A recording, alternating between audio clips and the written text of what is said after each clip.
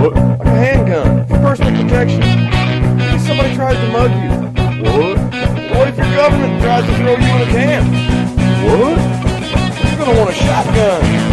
Oh. What? An automatic rifle and a lot of ammo. Good. We're all set to riot.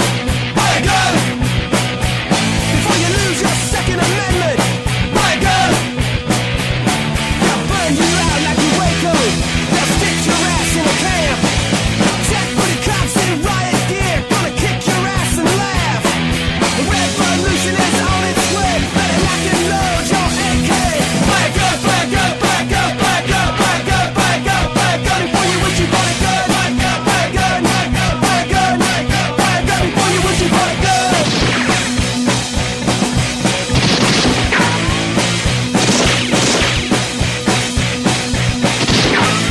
We're all set to riot.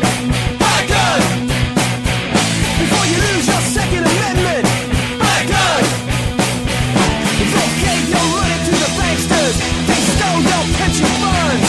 It's time that we took to the streets. It's time we had our turn. A revolution is on its way, and the founding fathers would say, buy a gun, buy a gun, buy a gun, buy a gun, buy a gun, buy a gun, buy a gun before you wish you bought a gun.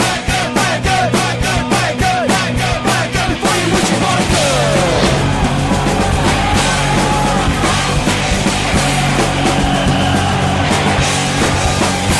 You got a riot in the streets. Revolution's not clean and neat. You got a riot in the streets. You gotta ride your mind before you riot in the streets. Good evening, ladies and gentlemen, boys and girls. It is Tuesday. We are live. This is PrimerTime on UCY.tv. My name is Michael. I'm a little bit bummed. I'm Nicholas, and I have not been demonetized from UCY. But I'll tell you what, I don't think we've ever, I don't think we've ever been monetized. well, not only that, but I mean, our titles got, there were, just normal things we'd talk about. I mean, we were not advertiser friendly. Well, yeah, not advertiser friendly. And I mean, that's just, I guess that's just a symptom of today's politically correct society where we couldn't watch a Blazing Saddles as we That's did right. when we were children. There's no way we'd never know the sheriff was near. Never. So anyhow, so you got to go out and play a little bit with some firearmage. What's going on? Oh, yeah, well, didn't get to play with anything lately other than the muzzle loader.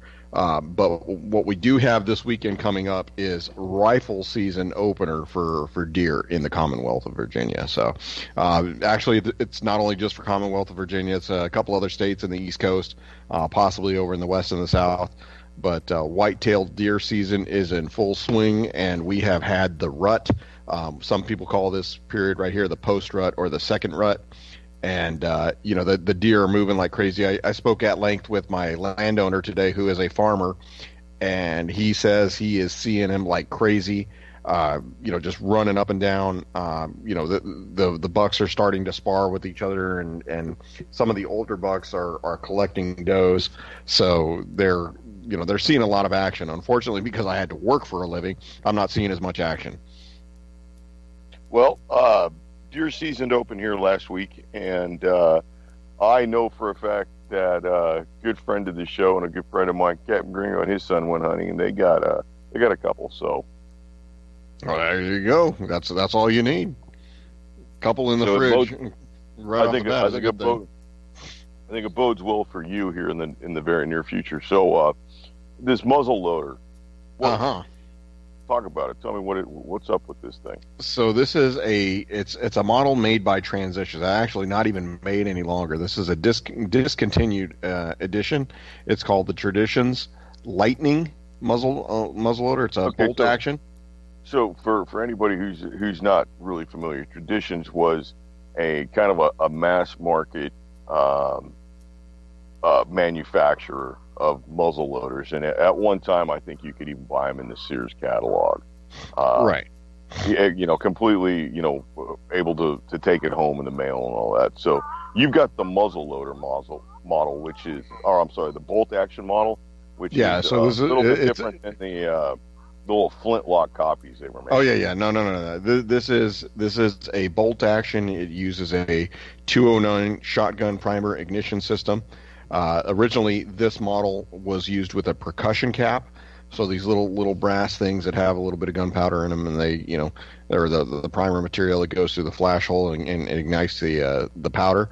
What I have uses the 209 shotgun primer, and then that goes. I think that's a little handier.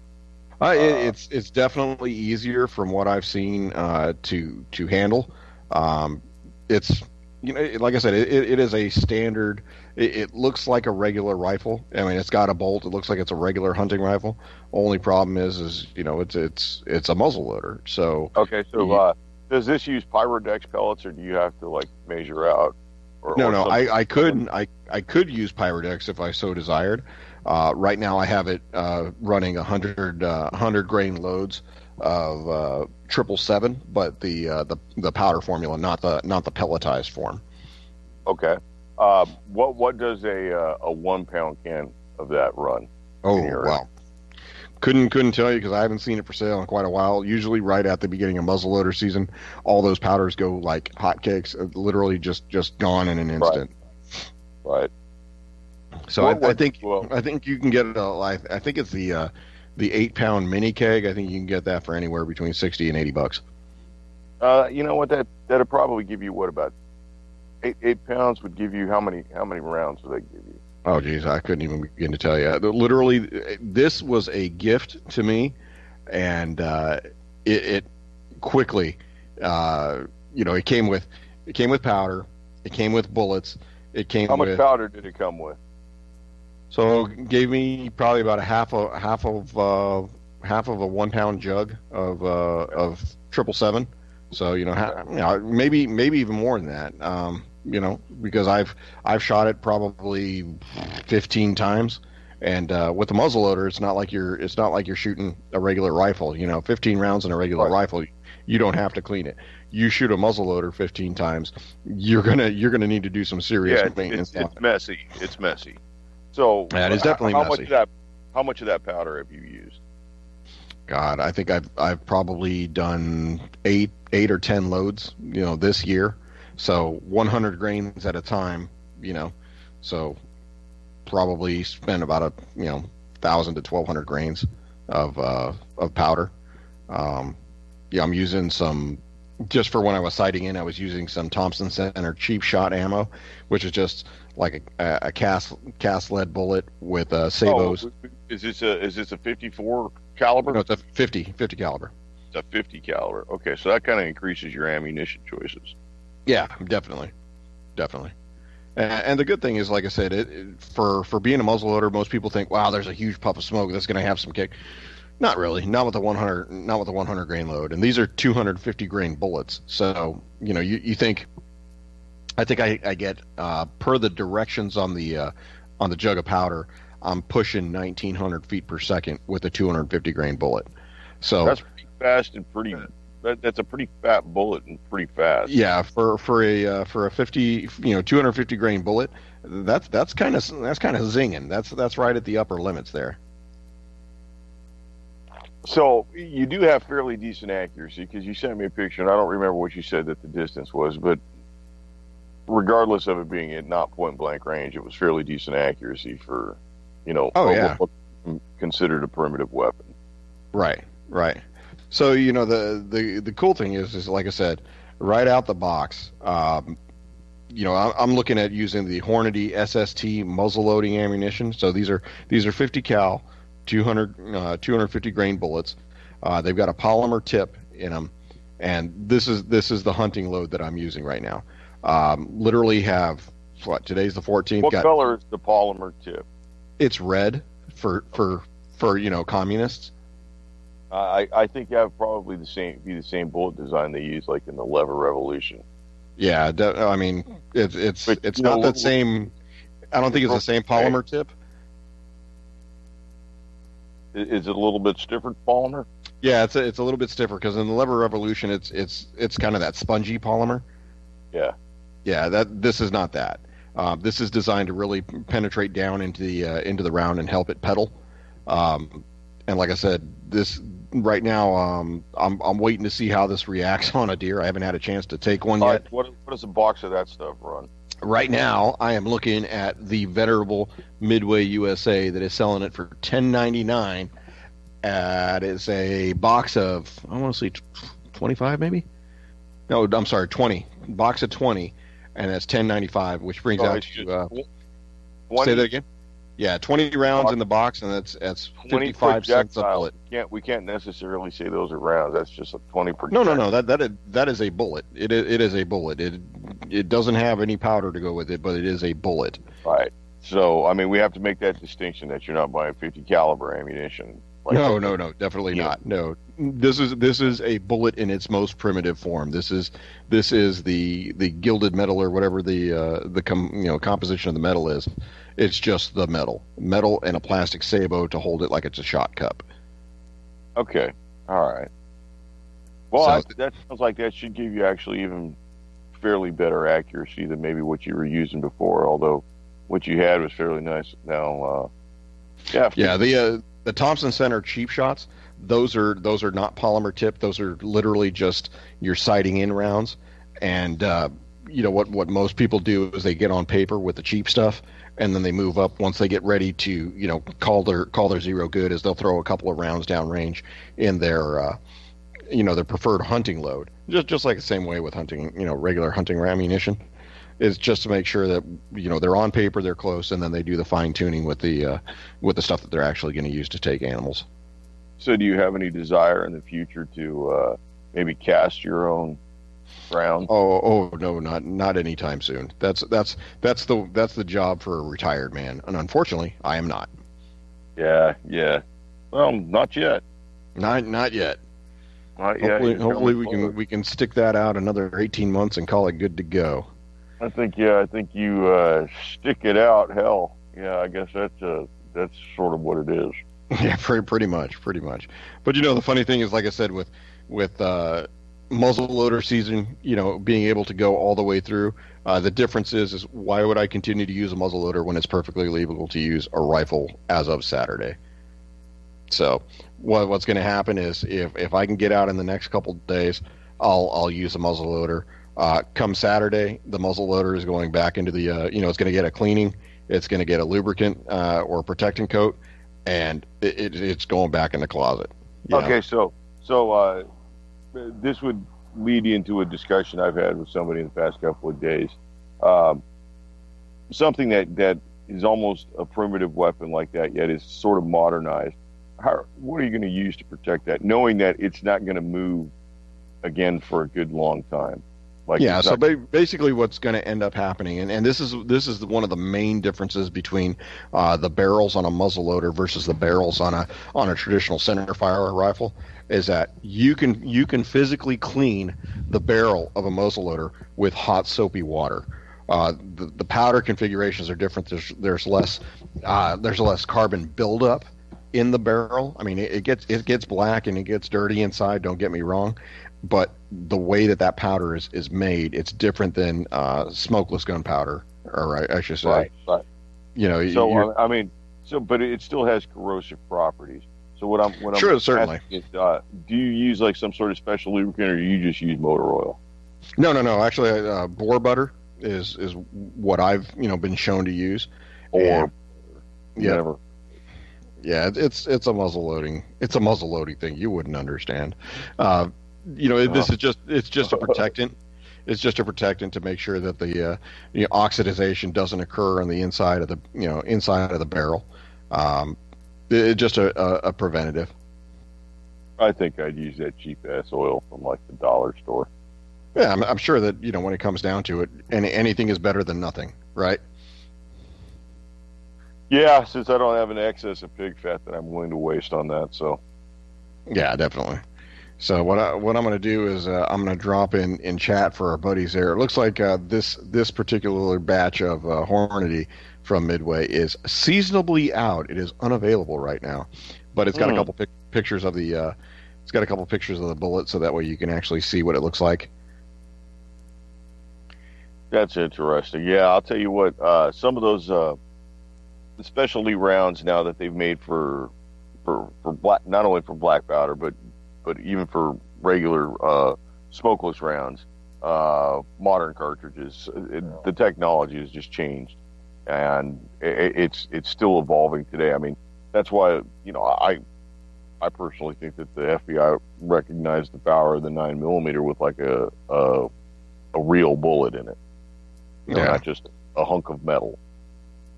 Yeah, well, I just dropped a couple images in there of the bullets themselves, and kind of giving an idea of what exactly a muzzleloader round looks like as compared to a traditional centerfire round. It's pretty cool when you think about it, because you just got this cast lead bullet that's not self-contained with any powder in it. There's no brass case or anything like that. It's literally just the bullet tip. So for reloaders, it's very easy to see. It's just the end component of what's going to go into a deer, but it's a vital component. You know what I mean? Right, and it can possibly be on a per round basis the most costly part of this.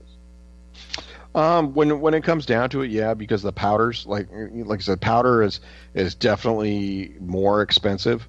You're gonna see, oh gosh, almost anything that comes down to it. The more technology that goes into it, whether it's compressing the powder into pellets, different types of formulations, all those different things. Those are all things that are going to cost money. So. Yeah, it's just one of those things that where you want to get into it. It's an investment just like everything else, and it's not going to be something you're going to shoot as often as you shoot, say, a regular gun. You're not going to shoot a black powder rifle as often as you shoot like a big bore rifle. You're going to shoot a 30-06 a heck of a lot more times than you're going to shoot a 50 caliber. Absolutely. All right, so now I have to ask you the question that is not friendly for advertisers. Oh, you said okay. that you have this rifle, which is in the modern bolt-action rifle design. Yep. You said that you run 110 grains of powder behind 100 grains. 100 grains of powder behind a 250 grain bullet. Is Yep. that what that rifle calls for? And if so, what's the maximum amount do you think? So most muzzle loaders, modern muzzle loaders, we'll call it that way, are designed to be able to accept the probably 150 grains, which is about standard. But it's anywhere between 80 and 100 is standard. Some jurisdictions say you cannot use less than 50 grains, so it will be one pellet in the compressed form, or measured out 50 grains. And there's a lot of different ways you can use it with a powder measure or a scale or whatnot. Sometimes I make these, like what I have is a little brass powder measure, and it's graduated, so I just tile down to 100 and set the stopper, and then pour the stuff in and level it off at the top, and there's your 100 grains. Okay. What do you think you could exceed the 150 rating by and still be safe? Ooh, that I wouldn't even attempt to venture a guess, because I don't want anybody coming back saying they did that, and it will be my fault. Oh, come on, man! Throw caution to the wind. Oh, I mean, Jesus. we're already not getting any kind of like sponsorship, so. No, I mean, you got to figure that when it comes down to it, manufacturers probably have these things proof tested for 110% of what they are, good for, because somebody's always going to try and blow the barrel up. So I would figure that if you're doing 150 grains, I think if you go up probably 165 to 170 grains, that's pushing it. I definitely wouldn't be in that area myself. Do you think it would become a splintering mess with 200 grains, or do you think you'd have to go all the way up to 250? I wouldn't even Or do you venture. think- or do you I mean, think I would think more? that you would be getting very, very close to a significant malfunction at 200 grains, and certainly anything beyond 200 grains, you're asking for trouble. That's interesting. That's almost less than I thought it would take. Yeah. Well, I'll thought- tell you I what. thought it On was- Midway Yep. USA, nearly everything is in terms of black powder. Everything is out of stock. Yep. Like I said, it comes in. They have 209 primers right now. They have some of the black powder substitute in the pelletized format. They don't have any loose powder, and not only that, you're paying hazmat fees when you're getting any kind of powder. So Yeah. that's one of those things that you run into.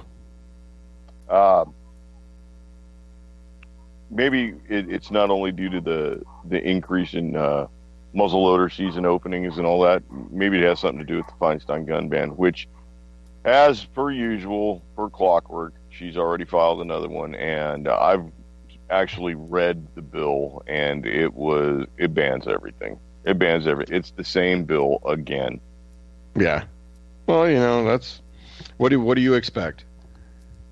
Gun grabber from California, which is ironic because the latest shooting that happened in Northern California today occurred in the state with one of the most stringent gun control laws available, and just kind of leads me to ask the question: how could something like this happen in the People's Republic of California?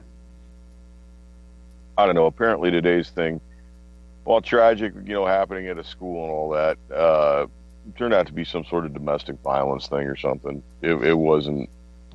Say it ain't so. Yeah, I mean,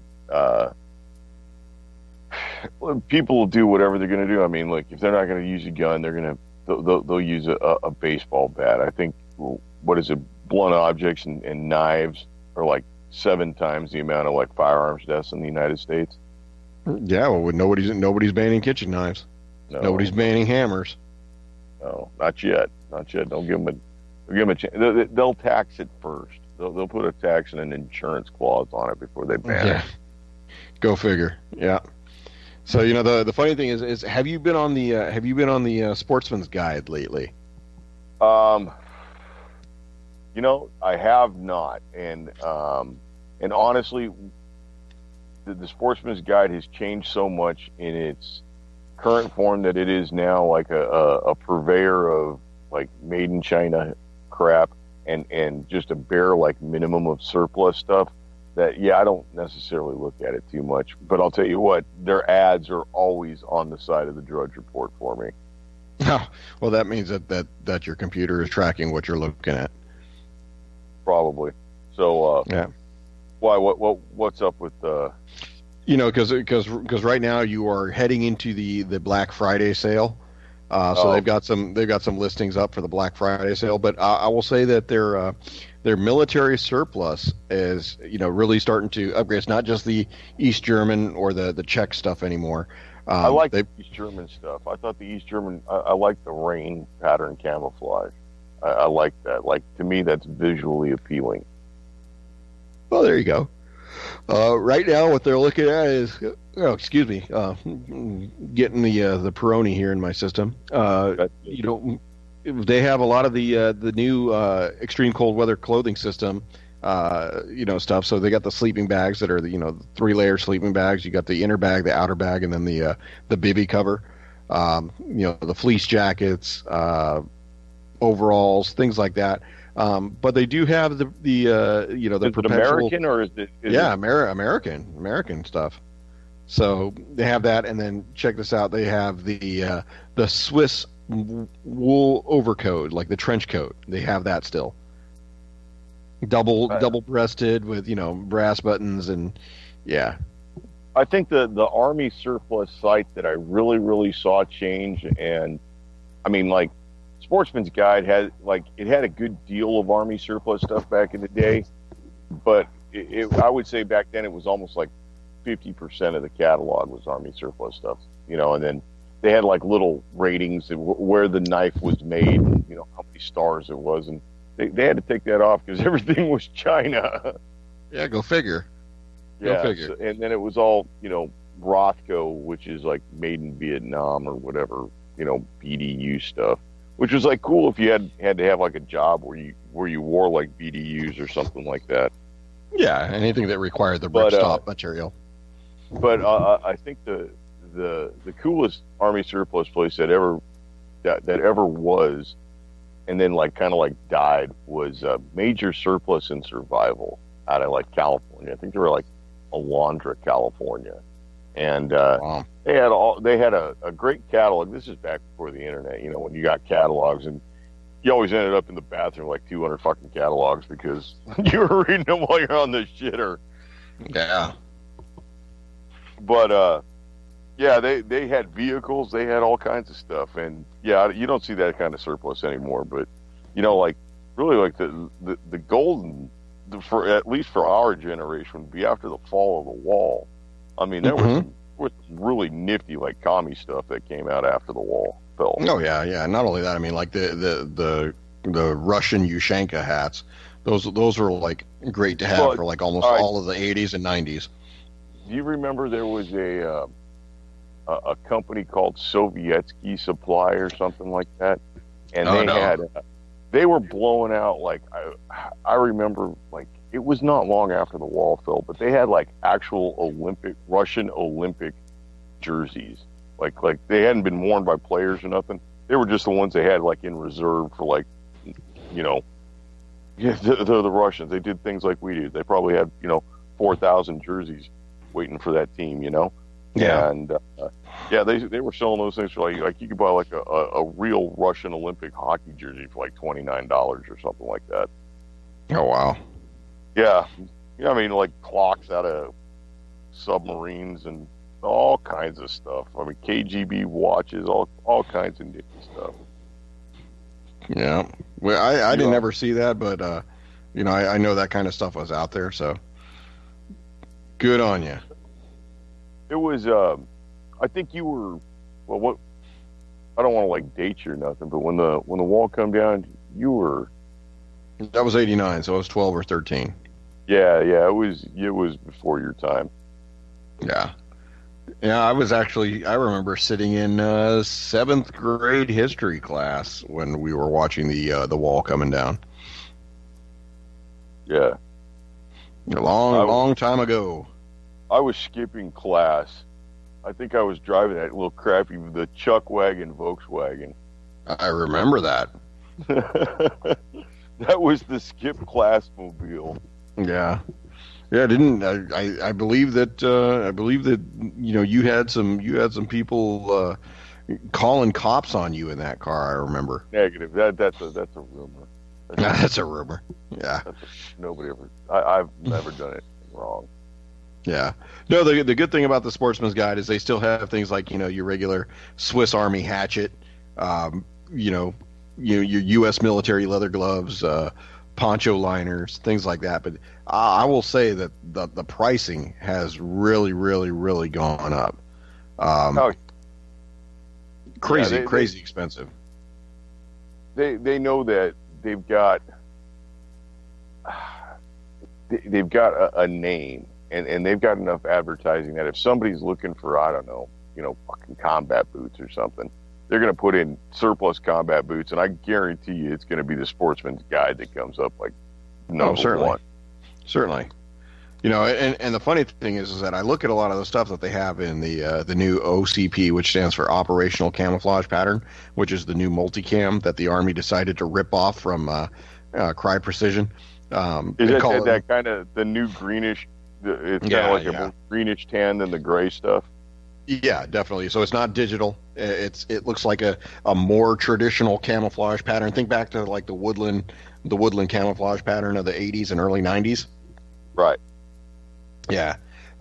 It's similar to that, except the offsetting colors are not nearly as big and pronounced as they were in the woodland. Right. Yeah, I think I've seen the new ones. I mean, I think I've seen like people actually wearing the new ones. And yeah. I'll tell you what, I enjoy the Army surplus pants. Like I really find them to be totally comfortable to wear, and they're like awesome for like working in because you can like destroy them. You can get paint all over them, and it looks like they just look like camouflage pants. You know? Yeah, you know, and then the funny thing is, like I said, the new pattern right now. Excuse me. Yeah, the new pattern that we got right now is better than. I don't know. I'd say it's better than the old one, definitely before. You know, is it going to hide me any better? The jury's out on that. What kind of ankles do they have on the new ones? Are they still like little ties or the drawstrings? You know, they still have the drawstrings. So nobody that I think I know one guy that uses the drawstring. Everybody else just uses these rubber bands that have little metal hooks on the end. They're called boot blousers. We just all tie those around our ankles and then tuck the pants into those. And I mean that's what probably 95% of the military does. Some of those European surplus ones, they got like little Velcro closures or like zippers on the bottom. They got different closures. Some of them have like little belt buckles. It's usually the German shit or like something from that area of Europe. Well, I would say that probably when I think of the surplus stuff that's out there, that I mean the wool, the OD GI issue wool blanket. I think anybody who's ever had a family member that served in the Army prior to 1980, everybody had it. Everybody had one of those. Those things, like they could be thrown on the sand and carry half the beach home with you. All right. So not only did they have an Army blanket, but they had a P-38 or a P-51 can opener. Yeah, P-38.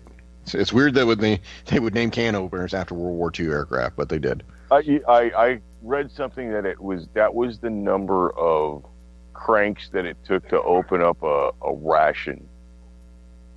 Oh, maybe. Couldn't tell you.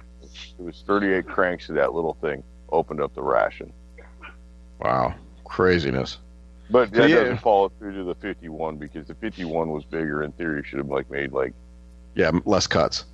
Right. So I don't know. Maybe it's like bullshit like the Glock. Maybe it was like their 38th patent on a fucking can opener. It took them that many times to get it right. No wonder it worked for 4 years. Probably. So yeah, so that's one of the things, with holiday season fast approaching, Black Friday fast approaching, you're going to start getting all the advertisements that, I'm getting my local Cabela's, my local Field and Stream. Okay, so let me drop some knowledge here.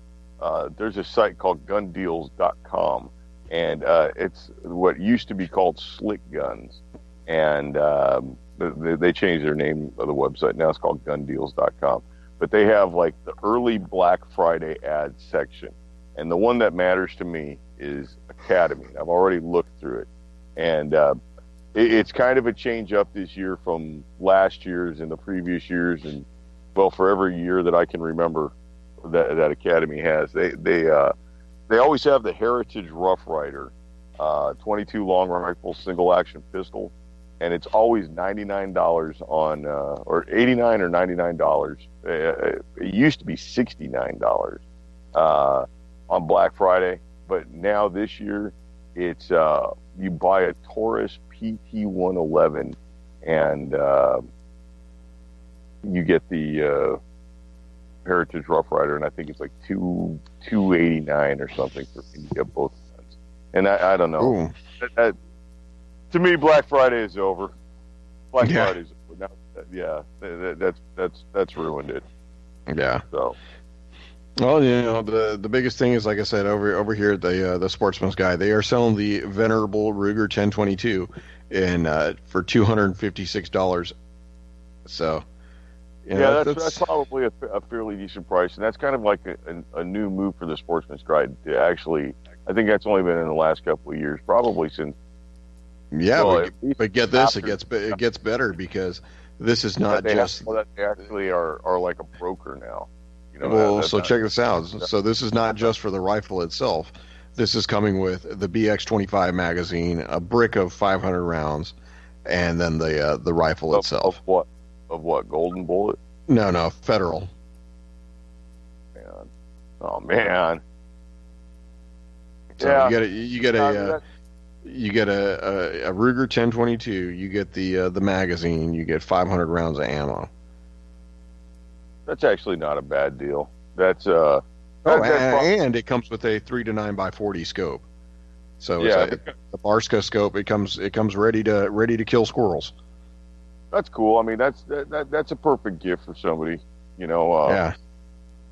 I think kind of almost like looking towards a Christmas gift, like something like that. Oh yeah. For4 easy payments of $64. Oh yeah, but you're just looking at the Sportsman's Guide. Go to gundeals.com and find their Black Friday ads. They've got like 6 or 7, maybe 9 stores by now. All their Black Friday ads like early. Yeah, well, I'll tell you what. I walked into the local home improvement store, which is Lowe's, and lo and behold, they have every bit of Christmas gear out. I will say that they have definitely upped their game in the inflatables department. The Christmas inflatables are easily 10 feet tall or taller. Yeah, Christmas stuff was out for sale here before Halloween. So yeah, that starts to get me. yeah, I mean it was on the table at the same time as Halloween stuff. yeah, I mean it was coming out onto the shelves. I mean you could buy chocolate Santas at the same time you bought like bags of Tootsie Rolls and crap. Yeah. They were just the other day. The one of the local grocery stores here. It hasn't even been Thanksgiving yet, right? Don't tell me they started playing carols. No, well, no. Not only that, they were getting rid of candy corns. Candy corns are not just for Halloween, folks. Those of you who have never made a turkey for your table out of some Oreos and candy corns have missed out on your childhood. All right, so speaking of candy, what kind of candy do your kids like? Oh, geez. My boy, it doesn't matter. I found out today that he probably is very similar to me in that he does not like Whopper's malted milk chocolate. So, I mean, me personally, I have an allergy to malt, and in some cases it's pretty extreme. He took one bite of some Whoppers today, and he just, like, turned up his nose. He's like, no, this is disgusting. I'm like, good job, boy, good job. Cool, I picked okay then. Yeah, that's not a bunch of candy. I know he loves lollipops. Yeah, because Dum Dums. He has a barber. My 5-year-old uses my barber, and she is the best Chinese spy around for cutting hair. But she dotes on him pretty well, and she gives him 5-6 lollipops every time she gets in. She gets him in the chair, and he enjoys going to get his hair cut. And she always gives him lollipops, and he's happy with that. Well, that's a great big difference from what it was like for us as kids. Oh yeah, no. We used to get the out of work people who used to cut hair at basic training locations. Oh yeah, yeah. Those are bad times. All right. So you Chinese hair cutting spy. You live in an area that's got a significant intel and government sector system like that. How much of that do you think's floating around? Because I'll tell you what, I kind of think it floats around down here quite a bit. What do you mean, the Chinese spy or the government secret sector? No, the Chinese spy. Oh, I mean, put it this way: the best way that I could describe this is if the 3 countries that are out there in the world that are really heavily invested in spying, save for the Irish. You probably have the Chinese, the Russians, and the Americans, right? And if the Americans want to collect information on a specific target, they will invest billions and billions of dollars in overhead platforms and imagery and analysts and telemetry that has to be taken, and they'll invest a shit ton of money. The Russians will invest in overwhelming brute force and will send waves upon waves of Spetsnaz to collect information through violent means, right? The Chinese will invest in millions of their own people, seemingly civilians, to pick information like it was grains of sand off of a beach, and it doesn't matter how long it takes them, they won't run out of people. So That's a very interesting way of putting it. Yeah, is it a possibility? Absolutely. Yeah. I all right. Here's my like crazy crackpot theory of of the series. I think that all the Chinese buffets that have sprung up everywhere over the last like 10 years. Yeah. You know which ones I'm talking about. Yeah. I mean, they're everywhere. I think those are all like Chinese, snow leopard fronts or something like that. Probably, yeah. One day they're all going to get like a little Weibo message or something that says, put strychnine in the guacamole. Yeah. Who knows? Yeah, but I'll tell you this, for those of us who still have hair, it's hard enough finding a good barber. It's definitely hard finding a barber that's good to you and to your kids. So I will take it, and I will roll with it. Well, good job on raising your kid to think that getting a haircut's a good opportunity, because you can't deal with them long-haired hippies. Oh, no, and not only that. I mean, to my son's credit, this was my proud dad moment of the day.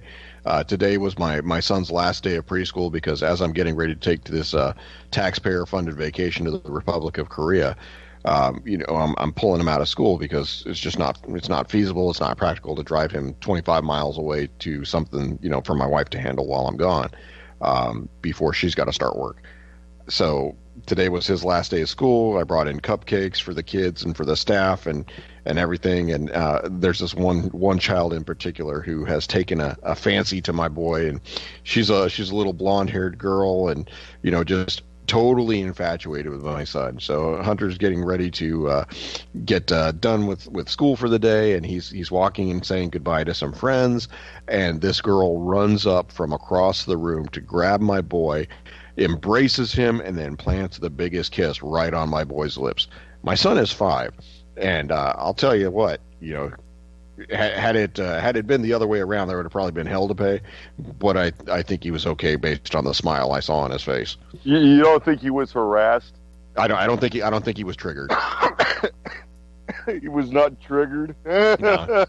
Yeah, I don't Good on so. you, man. Good on him. So, we had been working with him for a period of time, and it came down to the point where I had to tell him, that what gets all the ladies' attention is that when they say hi to you, that you say hello back, but you give them a sly little wink of the eye. And I worked with him on it, so I'm just, I'm going to take half the credit for this.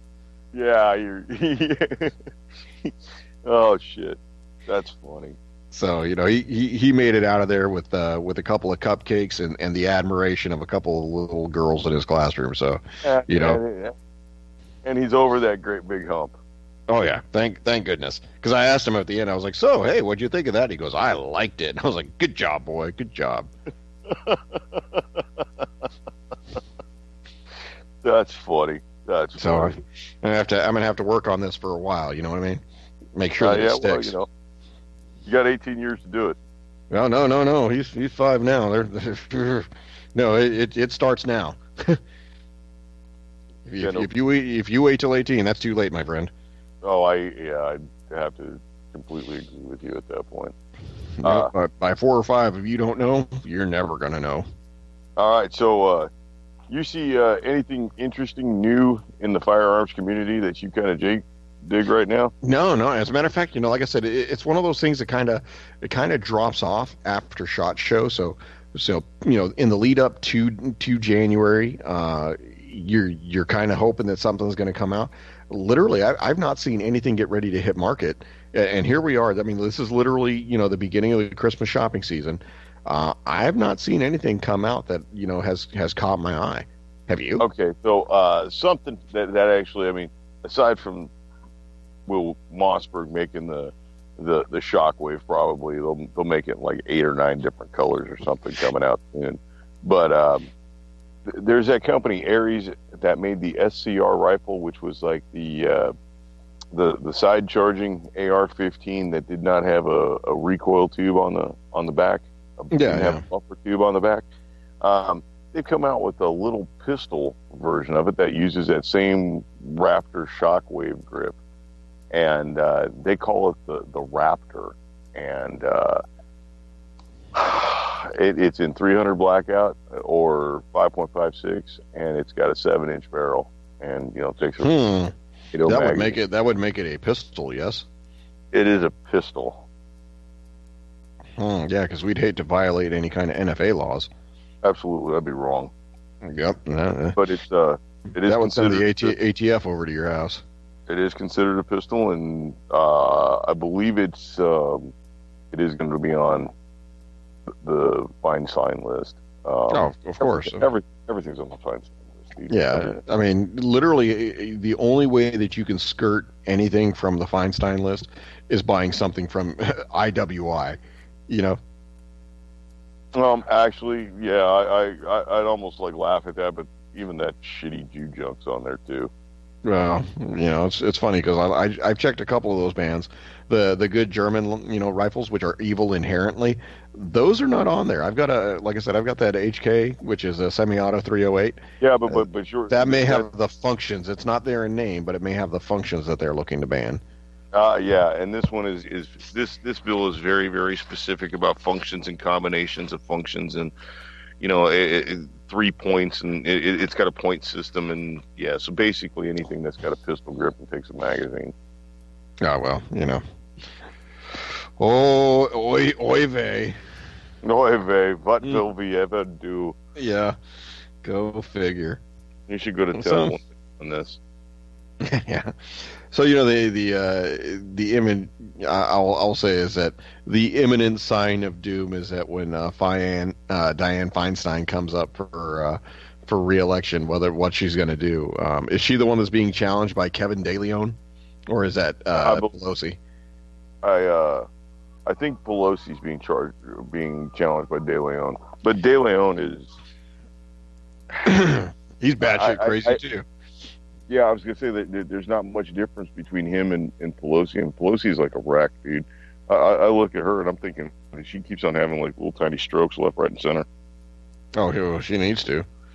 I mean, they're called TIAs, and I mean, like seriously, I've seen a couple of interviews with her, and where she's giving speeches, she blanks out in the middle of these things. So she's either like looped out on drugs, or she's having like some serious neurological issues going on.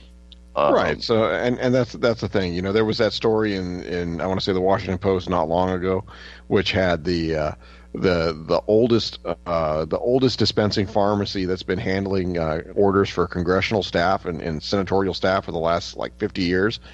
They came under fire for saying things like, if you knew the types of prescriptions that we were filling and who we were filling them for, you would not vote for these people, because literally they couldn't remember what they did the day before. Yeah, I have no doubts about that, and yeah, I can see why they'd come under fire, because that's like kind of like a violation of patient confidentiality, and I would almost assume that they're going to lose their very, very lucrative contract due to that. Exactly, yeah. And they'll be fooling that shit disclosure, like fake names or something. But absolutely. So the funny thing is that it's going to happen no matter what. I mean, the people are going to elect somebody from California. You know that they're never going to be anything other than the most extreme form of liberal. Well, yeah, I mean it's almost a race to see who can outclass the other one, and who can be holier than thou. Yeah. Well, I will say this, that Kevin DeLeon is coming under scrutiny for his association to another power player in California who has recently been outed as a serial harasser of women. Which one? Is he tight with Weinstein? I don't know, but I'll tell you this: Kevin DeLeon is renting a room in this individual's house. Who is the individual? I couldn't tell you right off the bat. I don't remember the name, but I saw the story a few days ago, and I just thought that was pretty interesting. I'm telling you, they don't get elected unless they got a videotape of them with like a live 12-year-old girl or a dead 8-year-old boy. They don't get elected unless they can blackmail them with something that'll destroy them. Yeah. Not one of them. Even Trump. But I think Trump don't care. Well, yeah. I mean, everybody knows that Trump bangs anything with legs, and he probably did bang some like 16, 18-year-old, 14-year-old at some point. Who cares? He can. I think he can own up and admit to it or whatever. I think the rest of it's going to pull everything down. I think this stuff is really going to get big. Well, it'll be interesting to see what happens. I mean, did you happen to catch any of the Senate testimony today with Jeff Sessions going up before every liberal member of Congress who just decided to bark and pretty much scream at him and tell him they don't have time to ask him a bunch of questions. They only want yes, no answers. Right. Yeah, I mean, I caught a little bit of it. I don't know. I think it's all. I think anything that has to do with Russia or any questions about that, and regarding Trump and colluding with Russia and throwing the election, I think is all gigantic, big old piles of bullshit to cover up the fact that Saudi Arabia basically just had a coup. I mean, yeah. I mean, and this Las Vegas thing totally disappeared. They're not saying anything about Las Vegas except Las Vegas bump stocks. Yeah, that didn't go anywhere. And I'll tell you what, I think there's some really shitty connections to the Israelis and to the Saudis in Las Vegas again. Could be. Shit, look, I'll tell you what. They're. How long have we been talking about collusion for the better part of a year? Right. That was the story. At any point, have you heard anything that says from any reputable source within the Department of Justice or the Special Counsel that there has been collusion? No, nothing. No, and not even this Webster's dad Papadopoulos. Not even this guy was being thrown to the wolves because of any kind of collusion during the campaign. This is stuff that he lied to FBI about 3 years ago. Nick, CNN found the kid who made that Trump WWF wrestling gif, where they put the CNN logo over Vince McMahon's head when Trump gives him the clothesline.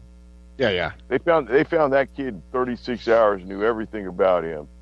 They can't find shit on Trump. Nah, it's a big old Jew media owned smokescreen. Oh. The end game is war with Iran, and in the Jerusalem Post today, Netanyahu says if he has to, he'll do it alone. He'll take on Iran alone. It's a big old scam. It's a big old bull scam. Well, it's interesting. They can find information when they want to. Because take a look with the Roy Moore thing. Roy Moore in the run up to the election in the Republican primary, nobody had said anything about this guy being accused. Hey, so in this Roy Moore thing, the proof that Gloria Allred came up with this accuser woman was his signature in her yearbook, and somebody went and actually got a copy of that yearbook or got a really good photo of it and did some kind of analysis of it. Wrong ink, wrong all kinds of stuff, and it's sign. All right, when did you get a yearbook? When you were a kid? When I was a senior. Well, all right. So, at what time of the school year did you get it? Right before the end of the school year, within days of leaving. Okay, so guess what? So this signature is in December. Who signs a yearbook in December? Nobody, because the yearbooks aren't even complete then. Right. They're not even made. Yeah. So who knows? Who knows? Against this dude's a load of shit. But I mean, I'm not saying that he's pure and pristine, but I think they're desperate because everybody who's been accused of any kind of massive sexual assault or anything right now, and this honestly, there's almost suppressed scandal that's going on right now. Because I mean, this shit in Hollywood, it doesn't happen to beautiful actresses and shit. It happens to the kids and all that. And I mean, they're a bunch of pedophiles, and I think they had to throw up the typical Republican sacrifice to it. I'm not saying that this guy's golden or anything, but it's a lie. And honestly, Gloria Allred's involved with it. It's a total fucking lie. Yeah, that's definitely no bueno there. So who knows, man? Who knows? But hey, right, we're getting close, man. We gotta go ahead and throw out some shout outs on some gun safety. All right, so first rule of firearm safety is every firearm is loaded until you visually, physically inspect and ensure that that firearm is not loaded. Rule number 2 is keep the muzzle pointed in a safe direction. Do not cover anything you don't wish to destroy. Rule number 3 is know what your target, know what is beyond your target at all times. And the most important rule, keep the booger hook off the bang switch until you're ready to discharge the weapon. Yeah, that it is. And like I said, we were alluding to taking a hiatus, and unfortunately, is because I'm headed on my way to the beautiful Republic of Korea, otherwise known as Kimchi Land, and it won't be easy for me with the time change to be able to maintain the show in the evening, and that's just no fun for me. It'll be all in the middle of the day while you're doing work, and I don't think so. And yeah, I'm kind of bummed. I mean, been doing it. I've been doing this for a while. You've been doing it with me for what, about the last year and a half? No, longer than that, man. We've been doing this since I left Texas. Years. So yeah, well, 3 years. 3 years. Jeez. So I mean, it's almost become like a ritual. And I mean, honestly, I enjoy doing this, but one of the biggest reasons I did this is have a regular time, speak with you. And oh, geez, yeah, it's kind of a bummer, man. And I mean, like I've met a lot of good friends doing this, and I mean, I've got to do a lot of fun stuff, and been able to speak my mind. I can't thank Jules enough for giving us a platform to do this. I mean, like seriously, Jules is probably one of the coolest people I know. She built UCY with her own hands, and believes in free speech. And if you can, throw some money her way. She's putting out a product that it's unrivaled. There you go. And then, like I said, we definitely got to thank all of our listeners, our online audience, all the folks who catch us on the YouTube Rewind. But most near dear to our hearts are our friends in chat. Absolutely, guys. I wish I could be in chat. I moved and I am unable to get into chat. But yeah, I mean, like for reals, Nick. Jules put this all together. She gave us the way to speak and say exactly what we can't say anywhere else, really. Definitely. I mean, shit, the stuff we talk on here, we talk about here. We couldn't stand in line at a Circle K, waiting to pay for slushies and talk about it. Oh no. And I'll tell you, it's few and far between that you're going to find somebody who gives you that platform. So, Jules, we definitely appreciate that. Yeah, I mean, it's just been a gift. I mean, I don't know what else to say about that. Yeah, be like Bubba Gump there. That's all I got to say about that. So, in your trip to the upcoming land of Hyundai and Samsung and Daewoo, we'd spoken, and you said that you are looking to buy like your electronics and stuff that you're going to need before you go because of the price difference and yeah, price difference. Not only that, it's a hassle converting everything from Hangul over to English. Never mind the fact that okay, cell phones are cheap over there, but anything that's worth anything is not going to be cheap. It's the same here as it is there. So yeah, that sucks. But like I said, I've recently come into an iPad, so thankfully enough, I'll have something that I don't have to like look at my phone anymore. On a little 3-inch screen, I can have something that's quite a bit bigger. Yeah. So maybe you'll be able to get one of them Korean knockoff iPhones for when you're out there. So you upgrade from your iPhone. What do you got? You got iPhone. This is the 4S, man, 4th generation.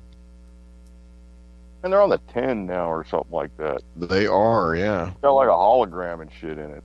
Yeah, probably voice recognition. All right, everybody, that's it. Thanks a lot. Everybody, seriously, thanks a lot. I really appreciate you being here. Jules, thanks a lot.